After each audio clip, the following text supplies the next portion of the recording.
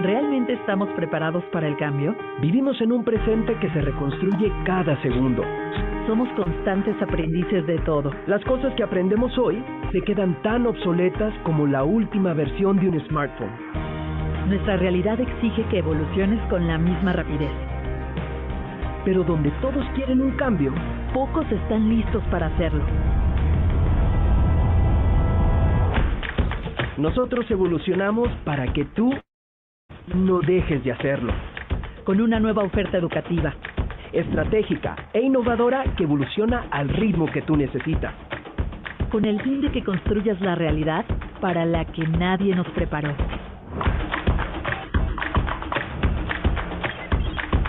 Sé lo que el mundo necesita, no lo que el mundo dicta. Nosotros te daremos las herramientas para lograrlo. El mundo cambió, nosotros también.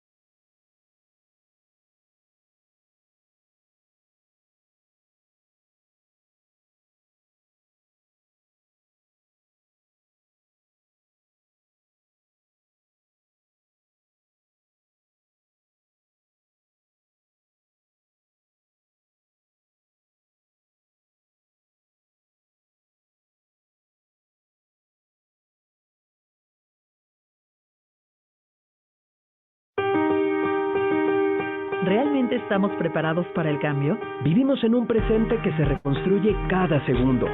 Somos constantes aprendices de todo. Las cosas que aprendemos hoy se quedan tan obsoletas como la última versión de un smartphone. Nuestra realidad exige que evoluciones con la misma rapidez.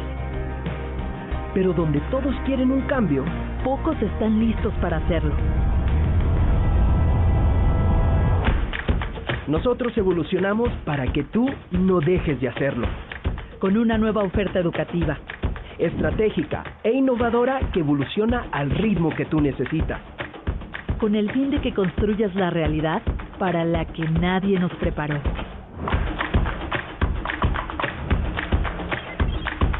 Sé lo que el mundo necesita, no lo que el mundo dicta.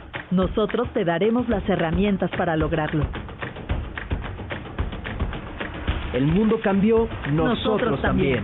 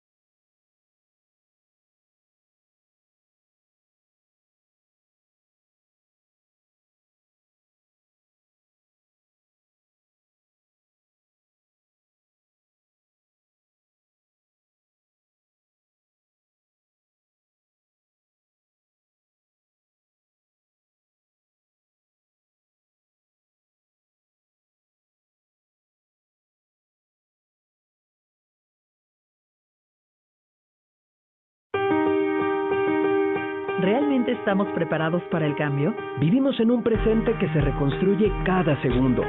Somos constantes aprendices de todo. Las cosas que aprendemos hoy se quedan tan obsoletas como la última versión de un smartphone. Nuestra realidad exige que evoluciones con la misma rapidez. Pero donde todos quieren un cambio, pocos están listos para hacerlo. Nosotros evolucionamos para que tú no dejes de hacerlo. Con una nueva oferta educativa, estratégica e innovadora que evoluciona al ritmo que tú necesitas. Con el fin de que construyas la realidad para la que nadie nos preparó.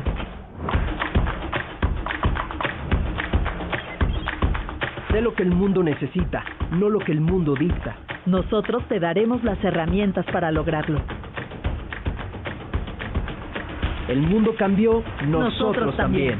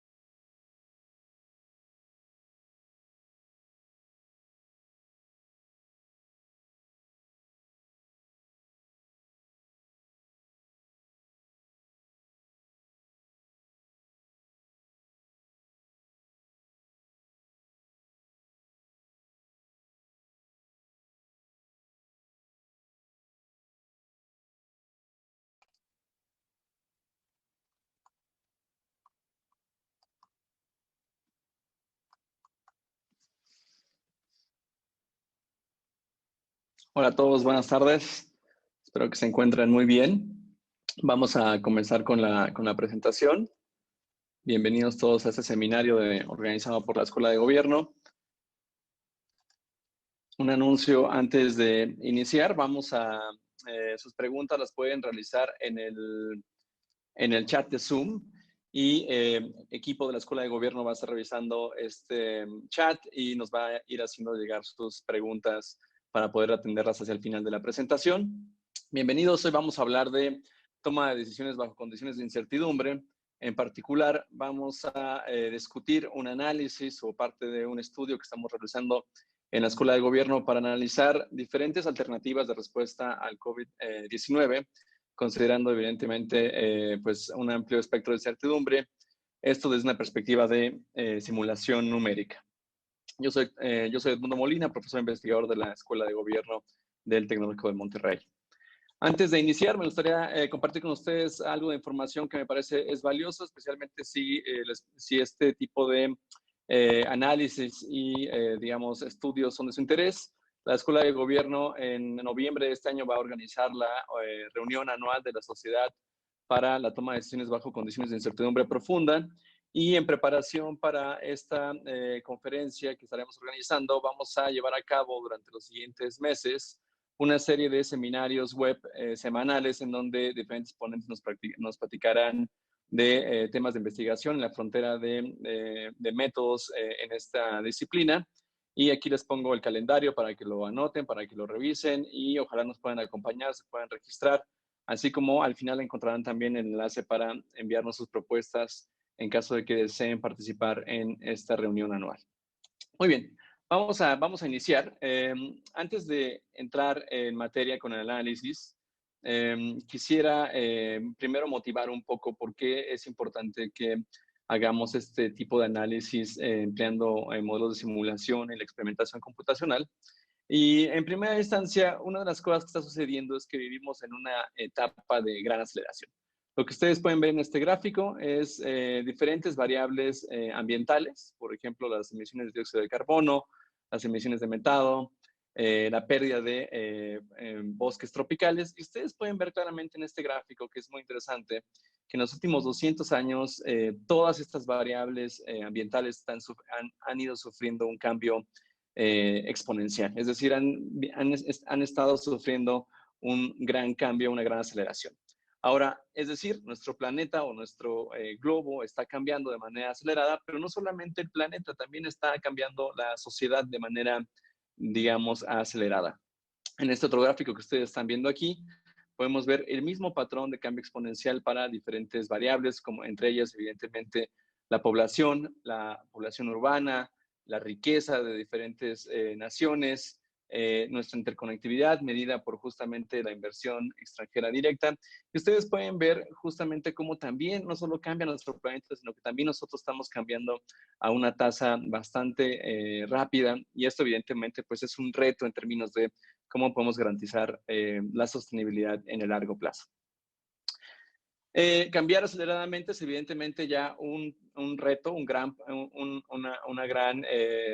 problema que resolver, pero adicionalmente a estos cambios acelerados, lo que está pasando en años recientes es que tendemos a ver cada vez de manera más clara justamente la información factual, la información científica, la tendemos a filtrar desde nuestra perspectiva, digamos, de preferencias personales o políticas, ¿no? Y esto es, digamos, es un tema interesante. Ustedes pueden ver, por ejemplo, en este gráfico, es una encuesta reciente sobre lo que está pasando en Estados Unidos con el coronavirus.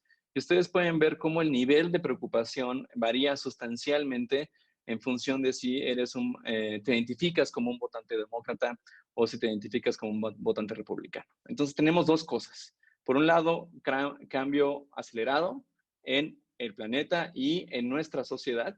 Y adicionalmente a esto, pues difícil para la sociedad asimilar información factual porque tendemos a tergiversarla dependiendo de nuestras preferencias políticas. La combinación de estas dos cosas puede ser desastrosa y especialmente cuando queremos justamente responder a fenómenos complejos como en el caso de lo que estamos pasando actualmente, que es esta pandemia global. Ahora bien, tradicionalmente lo que hacemos desde el punto de vista de política pública es construimos modelos de simulación y esos modelos de simulación los ocupamos para proyectar cómo podría ser el futuro, pero tradicionalmente este método de análisis pues ha encontrado fuertes limitaciones. Les pongo un ejemplo. En la década de los 70, en medio de la crisis mundial por el petróleo, Estados Unidos estaba preguntando qué tanto podría responder en términos de eficiencia energética a diferentes escenarios de choque justamente por los cambios en los precios del petróleo. Y ustedes pueden ver cómo en este gráfico lo que están viendo ustedes es una proyección numérica basada en 100 datos de información.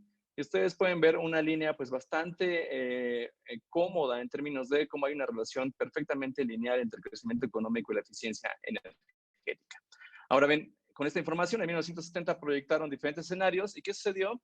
Lo que sucede tradicionalmente con los modelos de simulación, los modelos numéricos, cuando son proyectados en el muy largo plazo, pues evidentemente todos esos modelos se equivocaron. Como podemos ver aquí, la línea azul contrasta muy claramente lo que en realidad pasó en la década de los 70 versus las proyecciones basadas en 100 años de información histórica.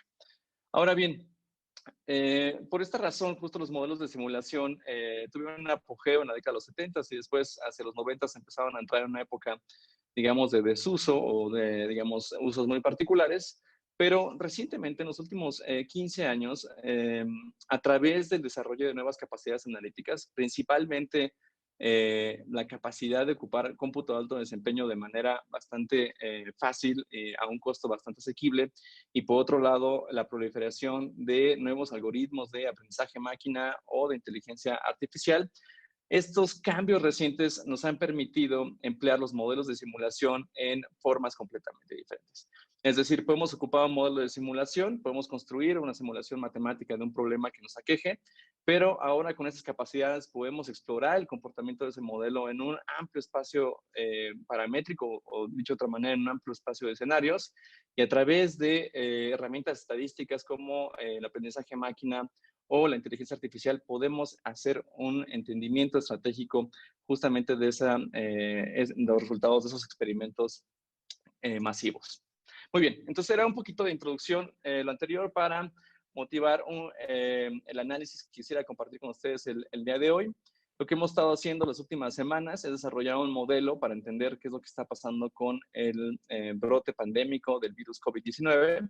Para esto desarrollamos un modelo SIR, las siglas SIR, denotan, es un modelo, el modelo estándar epidemiológico, denotan evidentemente susceptible, infected and recover en términos de la población. El modelo que desarrollamos es un modelo que básicamente describe, ustedes pueden ver a la izquierda este diagrama de sistemas y a la derecha justamente de manera muy breve las ecuaciones diferenciales que describen la dinámica de cambio de este brote pandémico, pero en resumen lo que hace este virus es considerar parámetros como la población total, la efectividad de la enfermedad, la frecuencia con la cual la gente tiene contacto, y a través de esas ecuaciones diferenciales, digamos, o esta modelación sistémica, lo que hacemos es tratar de entender cómo es que una población que se encuentra en el grupo de personas susceptibles a una enfermedad se contagian y eventualmente se recuperan o fallecen.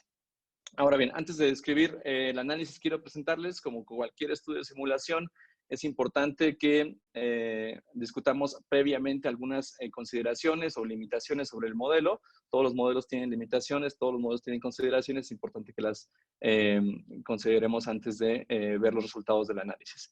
Primero, esto no es una herramienta de predicción, es un ejercicio de simulación, es un ejercicio de experimentación y ningún modelo en principio debería ser usado para, digamos, tratar de predecir qué es lo que puede pasar hacia el futuro, dado que pues, estamos justamente pasando por una situación altamente volátil. El modelo no considera aún, estamos trabajando justo en este desarrollo, pero no considera aún spillovers geográficos entre zonas de contagio. Esto es que el modelo no considera justamente cómo que tu vecino tenga el virus pueda impactar marginalmente en la probabilidad de que tú contraigas el virus también. El parámetro de infectividad, que es un parámetro muy relevante, discutiremos en un momento más, lo que hace es agregar varias características epidemiológicas, por ejemplo, la propensión de enfermedades crónicas, la proporción, digamos, de edades en la población en términos de riesgo al virus y el precondicionamiento de esquemas de vacunación para diferentes contextos. Es decir, este parámetro agrega varias características epidemiológicas y en algunos contextos sería importante desagregarlo y entenderlo con mayor detalle. Ahora bien, el modelo que les voy a presentar se concentra principalmente en caracterizar cuáles son las implicaciones de la diferencia que existe entre el número de casos confirmados, este es el número de casos que las autoridades todos los días nos están informando a nivel global, cuál es la implicación de la diferencia entre ese número y el número de casos reales, ¿no? O el número potencial de casos reales. Y esta diferencia, como vamos a ver en un momento más, es bastante relevante para diseñar y analizar la respuesta de política pública. Como ustedes ya habrán escuchado en diversos foros en los medios, para poder abatir el daño que puede causar este brote pandémico, tenemos que implementar esta estrategia de distanciamiento social, que justamente lo que busca, como lo hemos escuchado con bastante frecuencia, es esto de achatar la curva. Y es justamente lo que ustedes pueden ver en este gráfico. Estos ya son resultados del modelo de simulación que les acabo de describir. Lo que ustedes pueden ver, la línea azul es sin ningún distanciamiento social, la línea roja es con un distanciamiento social agresivo, y ustedes pueden ver que en la medida que reduzcamos la tasa de contactos entre la población susceptible y la población infectada, disminuimos la probabilidad de contagio y con eso lo que hacemos es que la progresión del virus sea más pausada y esto nos permite darle tiempo a nuestro sistema de salud de asimilar ese choque. Ese es comportamiento que el modelo de simulación que estamos empleando, les voy a escribir hoy, ya reproduce. Pero, digamos, derivado de lo anterior, concluimos sin duda que el distanciamiento social es esencial para responder al virus. Sin embargo, el reto de política pública es que no sabemos cuál es el número de contagios real y eso tiende a ser bastante relevante, como lo pueden ver ustedes en esta gráfica. El eje horizontal es el tiempo, el eje vertical a la izquierda son las personas infectadas con el virus, el eje horizontal vertical a la derecha son las personas confirmadas con el virus. Y lo que ustedes están viendo es la línea azul, es el número de casos reales, y la línea azul más claro es la línea de contagios confirmados. Y ustedes pueden ver para un momento en el tiempo particular, por ejemplo, 120 días, ustedes pueden ver la gran diferencia que existe entre el número de contagios confirmados y el número de contagios reales en una población. Es decir, esos retrasos en la información y en lo que tomas confirmar o en lo digamos, o la falta de pruebas es lo que conduce justamente a esta divergencia. Ahora bien, ¿qué tan importante puede llegar a ser esta divergencia? Pues bastante importante. Ustedes pueden ver en las columnas el mismo gráfico, pero para diferentes casos de retrasos de información. En la izquierda tienen ustedes el caso ideal, en donde tiene solamente un día de retraso, es decir, tu sistema de salud, tu estrategia de contención tiene la capacidad de saber, digamos, en tiempo básicamente real cuál es el número de personas contagiadas con el virus. Y hacia la derecha ustedes están viendo un caso, digamos, bastante digamos, más drástico, en donde te toma al menos un mes conocer qué es verdaderamente lo que está pasando con tu población. Y ustedes pueden ver en este último caso la diferencia entre el número de casos confirmados y el número de casos reales, pues es varias escalas diferentes, ¿no? En este caso, casi 300% más de número de casos reales con respecto al número de casos confirmados. Es decir, esto es muy relevante porque este retraso de información pues, nos puede impactar bastante en cómo ejecutamos una estrategia de respuesta ante el virus. Y esto lo motivamos en el siguiente gráfico. Lo mismo estamos viendo en el eje de las X, el tiempo, en el eje de las Y, la población confirmada con el virus. Y ustedes pueden ver ahora en color diferentes tiempos de retraso para, digamos, estas diferentes simulaciones. Y aquí lo esencial es que ustedes vean si tu estrategia de contención la vas a disparar cuando tengas 100,000 contagios confirmados. Ustedes pueden ver, por ejemplo, si tienes un retraso de información de un día, esa estrategia la vas a disparar en el día 86. Y si tienes retrasos en la confirmación de estos contagios de más o menos un mes, esa estrategia la vas a disparar en el día 98. Es decir, van a pasar más o menos 12 días de diferencia entre que en un caso u otro para disparar tu estrategia de contención. Esto es muy relevante porque son 12 días a través de los cuales pudiste haber implementado una estrategia de distanciamiento social que en el agregado va a resultar en un menor número de vidas perdidas. Y es justamente lo que ustedes pueden ver en esta gráfica. De nueva cuenta, en el eje de las X es el tiempo, en el eje de las Y ustedes pueden ver la tasa de mortalidad del virus, de este brote pandémico, y ustedes pueden ver, dependiendo del distanciamiento social que tú realices, pues puedes ver claramente que un distanciamiento social evidentemente reduce la tasa de mortandad del brote pandémico. Ahora bien, entre más tiempo pase, que es lo que están viendo en el eje de las X, entre más tiempo pase en que tú puedas confirmar cuántas personas enfermas hay en la población, la tasa de mortalidad de ese virus va incrementándose, justamente porque retrasas la ejecución de una estrategia de distanciamiento social que te permita justamente evitar ese incremento en el número de muertes. Muy bien, entonces lo anterior es el resultado de un ejercicio, digamos, básico para entender de manera inicial la intuición de este modelo de simulación. Y lo que hemos estado haciendo en días recientes es calibrar este modelo a casos reales que han sucedido en los últimos meses para justamente tratar de entender qué diferencias existen en las diferentes estrategias de contención de diferentes países. Lo que ustedes están viendo son los gráficos de este ejercicio de calibración para el caso italiano. El gráfico de la izquierda tiene en el eje de las X el tiempo para los dos gráficos, y en el gráfico de la izquierda, en el eje vertical, tiene el número de casos confirmados. Ustedes pueden ver, la línea punteada es la información real, es decir, es cómo ha progresado la enfermedad en este país. Y lo que ustedes pueden ver en la línea sólida es justamente la simulación que mejor representa la información histórica para el caso italiano empleando nuestro modelo. Y a la derecha ustedes pueden ver el mismo ejercicio para el caso de muertes confirmadas. Es decir, la calibración que hacemos con este modelo, lo que buscamos es encontrar la combinación de parámetros que mejor refleje estas dos variables en función de la estructura matemática que escribían al inicio de esta discusión. Lo mismo hemos hecho para el caso de Corea del Sur. Ustedes pueden ver también el mismo resultado. A la izquierda el número de casos confirmados, a la derecha el número de muertes. Y de nueva cuenta ustedes pueden ver cómo el modelo está, digamos, en este ejercicio de calibración, replica, digamos, la información histórica para cada caso. Los resultados de esta calibración son inicialmente bastante interesantes porque nos describen de manera general cómo ha sido la estrategia de contención para cada país. Y aquí quisiera, y es justamente aquí en esta gráfica que buscamos contrastar estos dos ejercicios de calibración. Y quisiera apuntar a varias cosas aquí interesantes.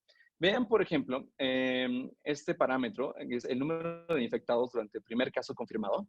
Es decir, en Italia, más o menos por ahí, la segunda parte de enero, se dio la confirmación de los primeros 3 casos de COVID. Ahora, de acuerdo al modelo que les acabo de comentar y a la calibración que les acabo de mostrar, eso implicaría que en el momento en que Italia confirmó sus primeros 3 casos de COVID, en realidad ya había en el país alrededor de 1,400 personas enfermas con el virus. Ahora bien, si contrastan ustedes este caso con el caso de Corea del Sur, pueden ver justamente las diferencias en la estrategia de contención de cada país. Por ejemplo, en el caso de Corea del Sur, en el momento en que se dio el primer caso confirmado, que fue la primera parte del mes de enero, en ese momento, de acuerdo a la estimación de este modelo, en realidad Corea del Sur habría tenido 439 casos reales de COVID. Otros aspectos interesantes de este ejercicio de calibración, ustedes pueden ver, por ejemplo, cómo la infectividad del virus es mayor en promedio comparada con la efectividad del virus en Corea del Sur. También pueden ver cómo los retrasos de información, es decir, al parecer de acuerdo a esta calibración, le toma más tiempo al sistema de salud italiano saber qué es lo que está pasando, con quién está enfermo, quién está enfermo, comparado en este caso con Corea del Sur. Y ustedes pueden ver otro gráfico muy interesante, es justamente que vemos cómo el sistema de salud italiana rápidamente se saturó de casos con COVID y eso disparó disparó sustancialmente la tasa de mortandad del virus. Y lo pueden ver ustedes comparándolo con el caso de Corea del Sur. Muy bien, con estos, lo que hemos estado haciendo con estos dos ejercicios de calibración es analizar qué pasaría con las curvas de difusión del virus a nivel estatal en nuestro país. Es decir, lo que hemos estado haciendo con este ejercicio de calibración es justamente tratar de entender qué pasa si nuestra estrategia de contención, la estrategia que estamos implementando en México, se desempeña más como la italiana. ¿Cómo se vería eso en términos de número de contagios? Y es justamente lo que ustedes están viendo aquí en este gráfico. En el eje de las X tienen el tiempo, en el eje de las Y tienen el número de casos acumulados confirmados de COVID-19 y cada línea representa un estado. Ustedes pueden ver más o menos en este primer ejercicio de simulación que el pico, digamos, de contagios más o menos en varias zonas del país sería alrededor de la primera quincena de julio. Comparando esta primera estimación con algunas estimaciones, ustedes pueden ver el estudio de Boston Consulting Group a la derecha, pues más o menos esta primera calibración nos dice que estos estimados están, digamos, dentro del rango de lo que algunos otros grupos están esperando. Este trabajo, evidentemente, de mayor envergadura, ya no es trabajo solamente mío, sino trabajo que estamos haciendo en colaboración con el doctor Fernando Gómez, el doctor Luis Serra, y para más información sobre todo el análisis que les voy a presentar, les recomiendo que que visiten la página de México COVID-19, en donde encontrarán pues un número valioso de recursos sobre nuestro trabajo para estudiar esta pandemia. Muy bien, con esta primera simulación lo que hemos tratado de entender es cómo, digamos, estas diferentes curvas de difusión del virus a nivel estatal y tratar de estimar cuántos días nos tomaría estabilizar el número de contagios en nuestro país empleando esos parámetros y analizando cada uno de los estados. Ustedes pueden ver aquí en este diagrama de barras, pues más o menos el promedio va a estar entre 120 días, considerando, digamos, que el primer caso confirmado fue a principios de marzo. Estas estimaciones de nueva cuenta, recordarles que consideran justamente ese retraso de información que hay entre el número de casos reales y el número de casos confirmados. Ahora, con estas curvas de difusión del virus, lo que hemos estado haciendo en días recientes es analizar cuál puede ser el potencial impacto de esta pandemia en diferentes sectores económicos en el país. Y para esto hemos cruzado la base de datos del Censo Económico 2014 a nivel rama con las diferentes curvas de difusión del virus a nivel estatal. Y empleando ese ejercicio analítico, lo que hemos hecho es hacer una primera estimación del impacto que tendrá la contención del virus COVID-19 en nuestro país en términos de empleo. Y es justamente lo que ustedes están viendo en este gráfico de mosaico. Entre más grande sea el mosaico, mayor el impacto en términos de pérdida de empleo a nivel sectorial en el país. Y ustedes pueden ver, pues evidentemente, uno de los sectores que parece ser que será mayormente impactado es justamente el comercio al por menor, pero ustedes pueden ver básicamente cómo este impacto, digamos, se va a ir diferenciando en los diferentes sectores, dependiendo evidentemente de qué tanto te impacta en tu actividad económica la necesidad de tenerte que distanciar socialmente. Ahora bien, dentro de cada sector, lo que ustedes estaban viendo en el gráfico anterior es el código en el censo económico a nivel sector. Si vemos dentro de cada sector, vamos a encontrar la desagregación de los impactos económicos en términos de pérdida de empleo a nivel rama. Y ustedes pueden ver, por ejemplo, en el comercio al por menor, pues no todos los sectores van a ser igualmente impactados. Vemos, por ejemplo, como algunos sectores, pues, por ejemplo, las tiendas departamentales son aquellas las que dentro de este sector serán impactadas de manera más sustancial debido a la estrategia de contención del virus. Ahora, algo muy interesante del análisis que estamos haciendo es que como tenemos curvas a nivel estatal y tenemos la información del censo económico a nivel estatal, pues podemos justamente tratar de empezar a entender cómo podría ser este impacto de la contención del virus a nivel estatal por sector y rama económica. Y ustedes pueden ver en estos dos gráficos, lo que estamos constatando es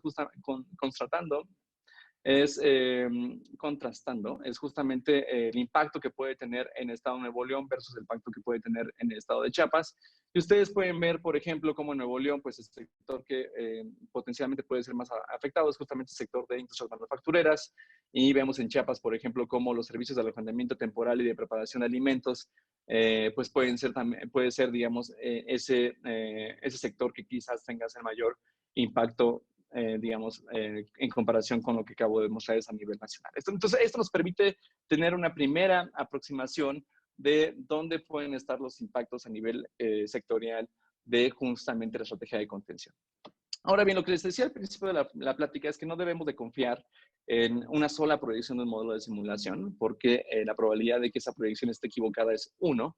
Y en realidad lo que tenemos que hacer es tratar de entender o emplear estos modelos desde una perspectiva de experimentación que nos permita analizar en un amplio universo de futuros cómo se podrían comportar, digamos, tanto el impacto económico como la progresión de la difusión del virus variando diferentes parámetros. Y es justamente lo que ustedes están viendo aquí, son las curvas de difusión del virus a nivel estatal en la Ciudad de México, en el Estado de México, Nuevo León y Jalisco.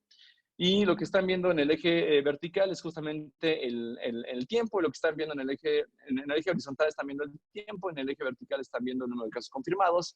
Lo que están viendo, la línea sólida es la corrida base que acabo de explicarles, y todas las líneas más claras son el número de, digamos, todos los escenarios que hemos estado considerando, variando principalmente la efectividad del virus, es decir, qué pasa si el virus es más infectivo de lo que pensamos, qué pasa si es menos infectivo de lo que pensamos, y también variando los retrasos de información. ¿Qué pasa si nuestros retrasos de información son más altos que en el caso italiano? ¿Qué pasa si son menores que en el caso italiano? Y ustedes pueden ver justamente pues cómo eso abre sustancialmente el abanico de posibilidades con respecto de cómo puede progresar el virus a nivel estatal. Esto lo podemos ver en términos del número de días necesarios para la contención del virus, y ustedes lo pueden ver justamente en este diagrama de barras. En los renglones están viendo los resultados para cada estado, y este diagrama de barras básicamente nos va a dar una indicación de dónde está la media del número de días necesarios para contención en cada estado, y nos está dando en esta parte superior del diagrama de barras justamente la dispersión o la variabilidad que puede tener esta estimación en función de los experimentos que hemos estado estimando. Y ustedes pueden ver cómo en el mejor de los casos, estos son casos muy poco probables, pero digamos representan aquellos casos donde el virus, por una combinación en los retrasos de información de efectividad, resulta que en el mejor de los casos, pues al menos nos va a tomar contener el virus en todos los estados, al menos nos va a tomar 60 días. Y podemos ver claramente cómo, pues dependiendo justamente de cómo se materialice cada escenario, pues nos puede llegar a tomar incluso 2 veces esta primera estimación, ¿no? Es decir, hasta 140, 120 días de contención. Ahora bien, esto también lo podemos, este mismo análisis lo podemos hacer justamente para analizar en qué sectores tienes la mayor, digamos, variabilidad en términos de los impactos esperados. Ustedes pueden ver cómo, pues dependiendo de cómo se materialice en un escenario en particular de efectividad y retraso de información, pues el sector de comercio al por menor es aquel que tiene la mayor dispersión en términos de el número de trabajos, digamos, que puedes perder. Pero también ustedes pueden ver cómo hay un montón de sectores, por ejemplo, el sector de servicios educativos, por obvias razones, dado que es posible seguir, digamos, tener continuidad bajo cierto grado de contención social. Ustedes pueden ver también cómo hay sectores en donde, pues, si tú planeas, digamos, para digamos, un apoyo en la medida de este impacto económico, pues tú puedes ver que independientemente de qué escenario de efectividad o retrasos de información se materialice, pues ya tienes una muy buena idea de qué tan grande puede llegar a ser la necesidad de apoyo en este sector. Muy bien, ahora solo para concluir la plática, les decía que hemos hecho la calibración para el caso italiano y para el caso de Corea del Sur. Digamos, en este momento como 2 casos, digamos, típicos de cómo responder a esta pandemia. Y lo que están viendo justamente en este momento son, digamos, los resultados justamente para este último caso de calibración, que pueden ver En resumen, ustedes lo que están viendo aquí es que si nuestra estrategia se comporta como el caso de Corea del Sur, bueno, pues entonces en el caso base y en los demás escenarios vemos que no va a haber un gran escalamiento en el número de contagiados a nivel estatal, pero también vemos que evidentemente pues esto va a conducir a un mayor número de días para la estrategia de contención. Esto no implica que esa estrategia tenga mayor costo económico o tenga menor costo económico, es justamente parte del análisis que estamos en este momento realizando, ya que justamente el impacto a nivel sector y rama depende no solamente del número de días que toma contener el virus, sino también del grado de distanciamiento que tienes que implementar para poder lograrlo. Muy bien, sin más, por el momento les agradezco mucho su atención. Aquí tienen mi dirección de Twitter, mi página personal. Cualquier duda o comentario, pues estoy ahí a sus órdenes. Y recordarles que este es uno de los seminarios que está haciendo la Escuela de Gobierno para, durante esta etapa de contención del virus, conocer qué es lo que hacemos como investigación, como trabajo. Así, el jueves, el doctor Héctor Villarreal nos estará hablando justamente de su análisis de cómo el virus COVID-19 impacta las finanzas públicas del país. Y sin más, abrimos a preguntas y que tenga la audiencia. Déjenme revisar aquí sus preguntas. Un segundo más.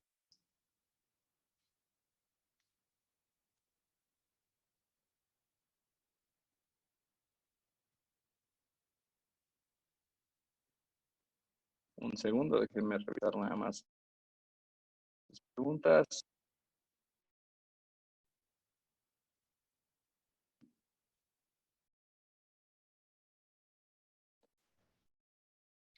Listo. A ver, Carlos Avedallano nos pregunta, ¿qué porcentaje de la movilidad de la población es contabilizado para sugerir distanciamiento? Esta es una muy buena pregunta. Déjame nada más dejar aquí mi cámara fija. Ups.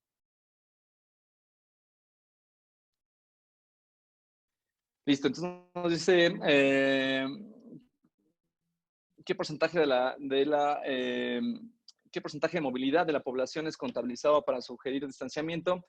Bueno, esto varía dependiendo de cada estrategia de contención. De nueva cuenta, de acuerdo a lo que hemos venido estimando en el modelo de simulación, por ejemplo, en el caso italiano, estás hablando de una reducción de 20% en términos de los contactos, digamos, base. Y en el caso coreano estás hablando de una reducción más o menos del 80% con respecto de los contactos base entre la población susceptible e infectada, ¿no? Entonces, digamos, dependiendo de la estrategia de contención que se implemente, pues es, digamos, la agresividad en términos de, digamos, la reducción en el número de contactos. Evidentemente, aquí lo que estamos encontrando es que en el caso coreano, pues esa reducción fue bastante más sustancial que en el caso italiano. Aquí también recordar, ¿no?, que en el caso italiano lo que estaba sucediendo también es que llevaban un mayor retraso en términos de lo que estaba pasando con la pandemia. Ana Zavala nos pregunta qué porcentaje de la población se considera para realizar distanciamiento social ante una estrategia más agresiva. Creo que es una estrategia similar como justamente la que nos acaban de preguntar. Varía dependiendo de la estrategia de contención de cada país, pero de acuerdo a nuestras estimaciones, digamos, hay una diferencia muy sustancial entre el caso italiano y el caso coreano. Te decía más o menos del orden de 60 puntos porcentuales.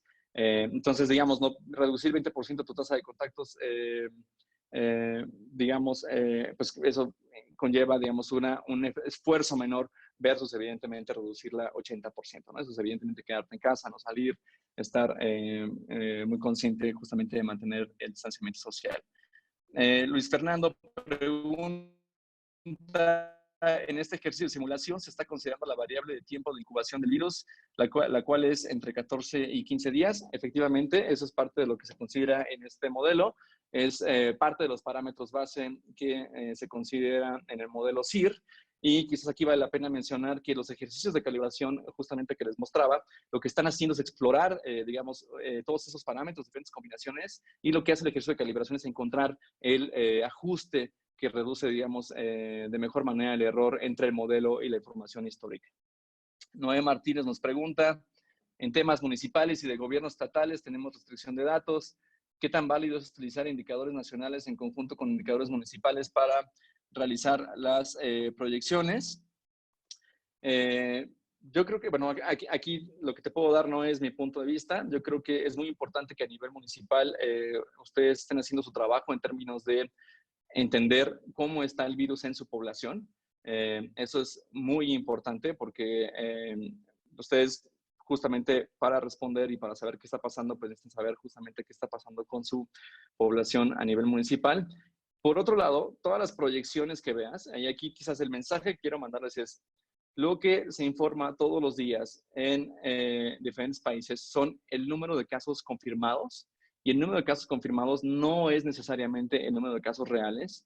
Y podemos ver justamente en lo que les acabo de mencionar, que dependiendo de la estrategia de contención de cada país, entendiendo esa estrategia como el número de pruebas que apliques, la capacidad de respuesta que tiene tu sistema de salud, el número de camas disponibles que tienes para responder a la pandemia y la efectividad del virus, es posible que esos retrasos sean mayores o menores, ¿no? Entonces, todos los números que tú recibas a nivel estatal o a nivel, todos los números que tú recibas a nivel estatal o a nivel nacional, todos los tienes que preferentemente ajustar por, digamos, la posibilidad de que en realidad estás viendo un subgrupo de los casos reales. Déjame ver. Diego Lombardi nos pregunta, ¿cómo vincula los datos del virus con los sectores económicos? ¿Es proporcional a lo que representa cada sector en términos poblacionales? Esa es una excelente pregunta. Lo que hicimos ahorita es importante mencionarlo, es un ejercicio inicial, pero lo que estamos haciendo es primero estimar el número de días que se requieren para la contención del virus a nivel estatal. En función de ese número de días, calibramos una curva de impacto marginal en términos de la probabilidad de que un sector particular pierda una proporción de empleos que está directamente, digamos, determinada por el grado de distanciamiento social. Dicho de otra manera, para poder estimar el número de empleos que se pierden a nivel sector y rama, lo que hacemos es estimar cuántos días se tomaría la estrategia de contención.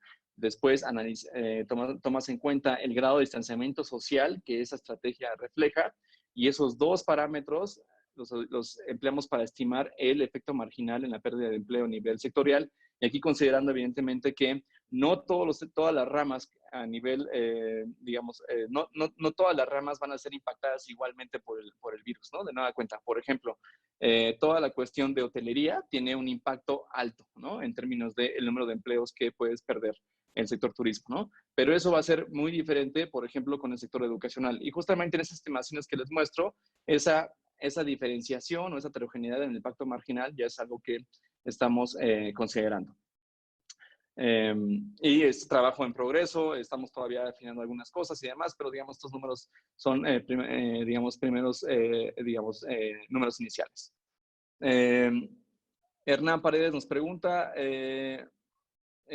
¿con qué parámetros se calculó el impacto económico? De nueva cuenta, la respuesta es justamente el número de días que te toma contener el brote del virus a nivel estatal y el grado de distanciamiento social que captura la estrategia de contención, ¿no? Entonces, son esos dos parámetros los cuales, digamos, se emplean para estimar el potencial número de empleos perdidos. Aquí vale la pena mencionar algo que sería muy interesante hacer con el modelo ya hacia adelante, es justamente que dependiendo de cómo te vaya con el virus, pues va a haber un impacto en las expectativas, ¿no? Entonces, evidentemente no es lo mismo el caso italiano en términos de cómo ha escalado, digamos, lo drástico del virus versus el caso coreano, ¿no? En términos de cómo esa progresión de la crisis pues ha impactado justamente en la percepción del contexto económico, ¿no? Pero eso requiere evidentemente un mayor nivel de sutileza, y eso es algo que estaríamos revisando, digamos, como una prioridad hacia las siguientes 4 o 5 semanas. José Gómez pregunta, el 31 de marzo el New York Times publicó una predicción, estimaron entre 100,000 y 240,000 fallecidos. ¿Qué opinas de la predicción? Recuerdo muy bien el día en que la Casa Blanca emitió esa proyección, es un número muy fuerte, sin duda. pero yo creo que sí te da una idea de la escala que puede llegar a tener este brote sin el manejo adecuado, ¿no? Si no se le da la seriedad adecuada. Esos números que presentaron en la Casa Blanca son, digamos, estimaciones del CDC, lo cual es evidentemente una muy buena referencia para justo estimar el potencial impacto que pueda tener el virus. Y te da una idea de la escala de retraso que ha ocurrido en Estados Unidos con la respuesta al virus, ¿no? El número de contagios en Estados Unidos, el primer caso confirmado en Corea y Estados Unidos se dio al mismo tiempo, ¿no? Y tú puedes ver claramente cómo ha habido pues un manejo completamente diferente de la crisis en ambos países. Ya a nivel personal, yo lo que te diría es, yo espero que esos números no se materialicen. Yo creo que Estados Unidos va a responder de manera muy drástica en las próximas semanas, pero llevan ya un gran retraso, ¿no? Y recuerden que esto cambia exponencialmente, entonces es muy difícil poder compensar por lo que ya ha ocurrido, ¿no? Entonces los números probablemente sean altos, ¿no? Tristemente. Cristina Eva nos pregunta, está circulando un multiplicador por los casos reportados para estimar el total número de infectados. En el caso de México, ¿tú qué opinas sobre eso? Bueno, yo creo que de nueva cuenta aquí el mensaje es hay que ser muy críticos de lo que uno recibe de información. Hay que tratar de entender bien cuáles son las, digamos, limitaciones, las suposiciones base de esos indicadores. Mi reacción sería la siguiente, en dos partes. La primera, qué bueno que estamos empezando a tener esa conversación en términos de el número de casos que nos anuncian como confirmados todos los días, no es el número de casos reales. Hay una discrepancia entre esos números y sí es importante desde mi punto de vista como país conocer ese número y saber justamente qué tan relevante puede ser para la toma de decisiones. Ahora, habiendo dicho esto, pues digo, hay que revisar las suposiciones de esos números, hay que entender bien qué es lo que se está haciendo para estimarlos, hay que ser transparente en esa estimación y en función de eso, pues es que tiene que uno tratar de entender, pues qué tan verosímil es que tengas 40 veces más infectados. Ahora, yo les ponía al principio las tablas en el caso coreano y en el caso italiano, y esos son orden de escala con respecto del primer caso confirmado. Evidentemente, conforme pasa el tiempo, por justamente cómo está progresando la pandemia, pues nos volvemos mejores en términos de entender qué es lo que está pasando. Entonces, ese en orden de escala seguramente tiende a reducirse en el tiempo. Alejandro nos pregunta, ¿estos modelos los utilizan o los aplican algunos de los gobiernos o autoridades de nuestro país? Ahorita hemos tenido algunas conversaciones a nivel municipal, pero la respuesta es no. Es un análisis que estamos haciendo en la escuela de gobierno justamente con el objetivo de entender de mejor manera qué es lo que está pasando y en función de estos hallazgos diseminarlos y tratar de tener un debate público que sea en la medida de lo posible informado en función, digamos, de estimaciones que tratan de ser lo más objetivas y puntuales posibles. Alessandra nos pregunta, ¿cómo se mide si hay retraso de información? ¿Hay algún otro indicador que nos pueda también mostrar la diferencia entre la proyección real y la estimada? Bueno, ¿cómo se mide? Tiene que ver justamente con la estructura del modelo que les platicaba en este seminario. Recuerden que el modelo está construido, por base está construido asumiendo que va a existir una diferencia entre el número de casos confirmados y el número de casos reales. Y lo que hacemos es, en función de la información histórica, lo que hacemos es que calibramos el modelo justamente para reflejar de la mejor manera posible esa información histórica. Y una vez que esa calibración, esa calibración te da esa estimación de parámetros, tú puedes revisarla y es así como sabemos o podemos estimar más o menos cuál es la diferencia entre una proyección real y una proyección estimada. Aquí es muy importante aclarar algo. Lo que estoy haciendo es ocupar información de casos que ya tienen varios meses de progresión, como es el italiano y el coreano. En nuestro caso en particular, es pues bastante incierto justamente qué tan grande puede ser ese retraso de información. Es algo que iremos conociendo conforme va avanzando esta pandemia en las próximas semanas. Ruth Jacobson nos pregunta si tiene alguna estimación de retraso de información de México. Bueno, es justamente lo que mencionaba hace un momento. Ahorita no lo tenemos.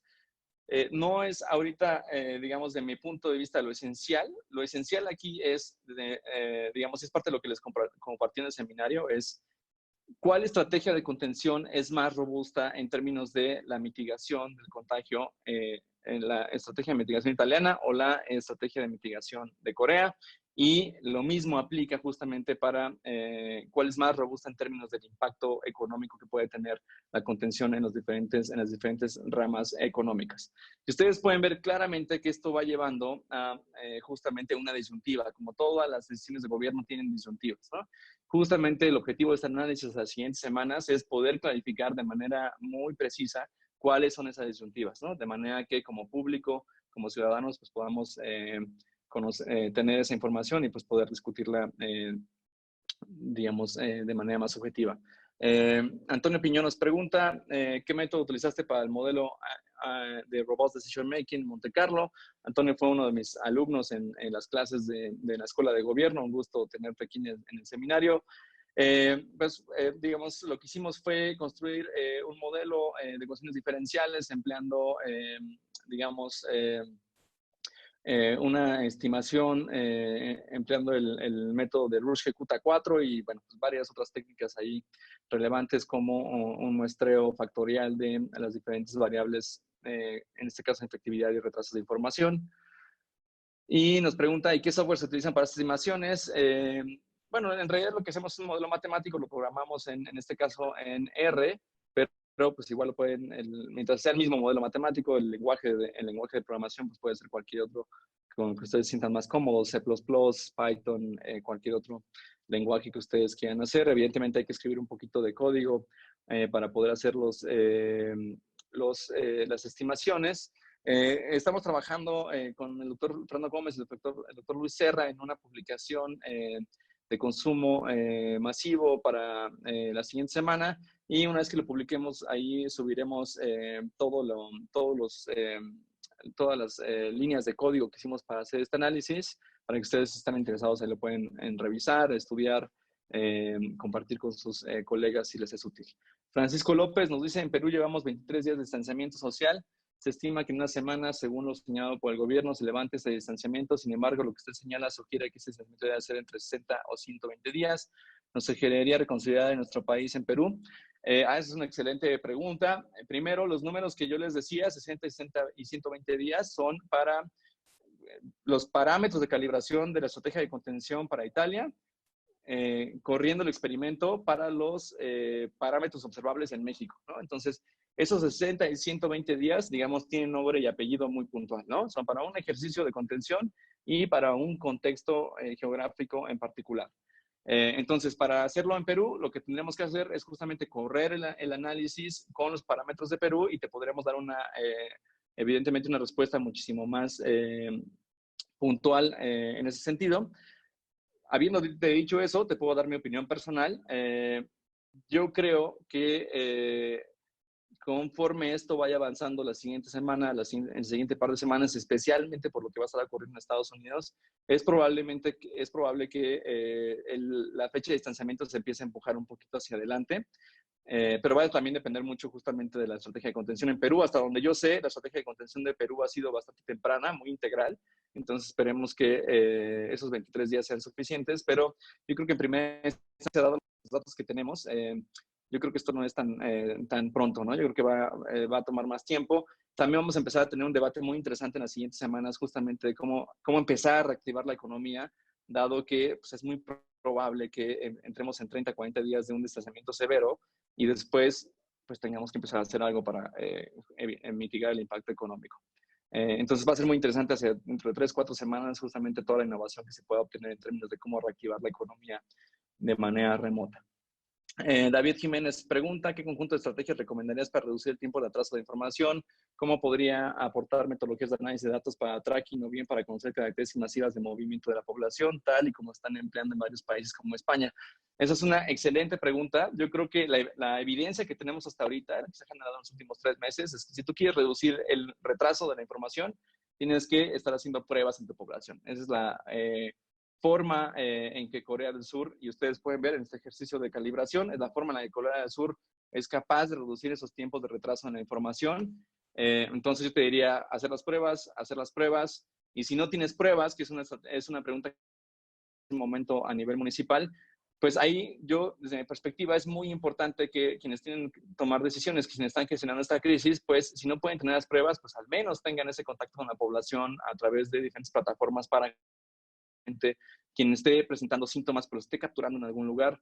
Yo creo que esta aplicación que sacaron en la Ciudad de México, yo creo que es muy innovadora en ese sentido porque no necesariamente tienes que hacer las pruebas, pero recibes información de cómo están dándose los padecimientos de las personas que creen tener el virus. Obviamente no sustituye el hecho de hacer la prueba, pero sí te ayuda justamente a colectar esa información y saber de mayor manera en tiempo real qué es lo que está pasando, ¿no?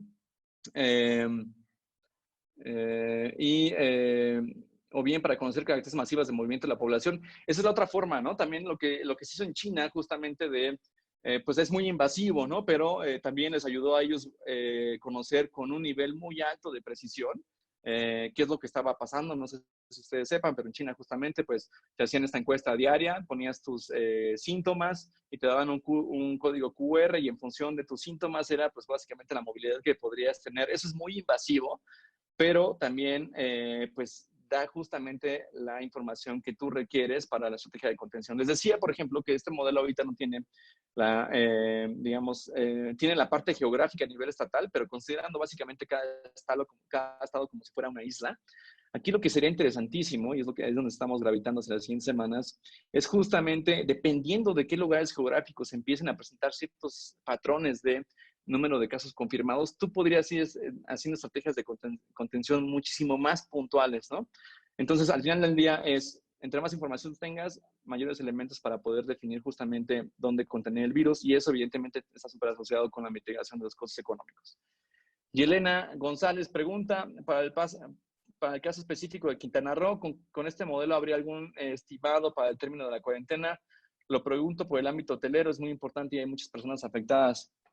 Estamos trabajando en eso, Yelena. Te decía, hasta la siguiente semana, el lunes, martes, la siguiente semana, haremos una publicación con estos análisis que les presenté hoy a nivel estatal. Ahí encontrarás ya las primeras estimaciones para Quintana Roo.